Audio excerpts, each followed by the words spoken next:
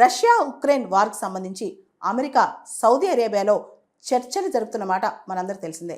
దీనికి సంబంధించి ఈ చర్చలకి ఉక్రెయిన్ ప్రెసిడెంట్ జెలెన్స్కీ ప్రత్యక్షంగా అటెండ్ కాలేదు, కానీ ఆయన కూడా ఇప్పుడు సౌదీ అరేబియాలో ఉన్నారు. జెలెన్స్కీ దిగొచ్చారు, చాలా స్టెప్స్ దిగొచ్చారు. ఇప్పుడు ఉక్రెయిన్ తన పరంగా అంటే తన పర్స్పెక్టివ్లో 30 days సీజ్ ఫైర్ అగ్రీ చేసింది. రష్యాతో 30 రోజుల పాటు సీజ్ ఫైర్, నేనేమీ యుద్ధం చేయనని చెప్పి ఉక్రెయిన్ అగ్రీ చేసింది. ఇప్పుడు బాల్ రష్యన్ కోర్టులో ఉందన్నమాట. దీనికి ప్రతిగా అమెరికా వాళ్ళు ఉక్రెయిన్తో ఇంటెలిజెన్స్ షేరింగ్, ఏదైతే అమెరికా డొనాల్డ్ ట్రంప్ వచ్చిన తర్వాత ఇంటెలిజెన్స్ షేరింగ్ ఉక్రెయిన్తో ఆపేసిందో అది రెజ్యూమ్ చేస్తామని చెప్పి వీళ్ళు చెప్పారనమాట. అయితే అసలు యుద్ధం అంటే ఎయిర్లో సీలో మాత్రమే కాదు, అసలు 30 రోజుల పాటు కంప్లీట్ సీజ్ ఫైర్కి నేను అగ్రీ చేస్తానని చెప్పి జెలెన్స్కీ చెప్పడం జరిగింది.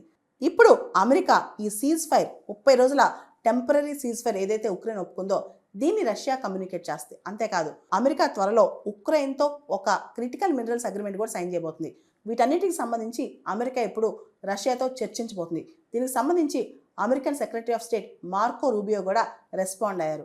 సో ఇప్పుడు రష్యా వంతు అని చెప్పి అమెరికా చెప్పడం జరిగింది. సో రష్యా ఇప్పుడు సీజ్ ఫైర్కి యాక్సెప్ట్ చేస్తా, టెంపరరీ సీజ్ ఫైర్కి యాక్సెప్ట్ చేస్తా లేదా వేచి చూడాలి.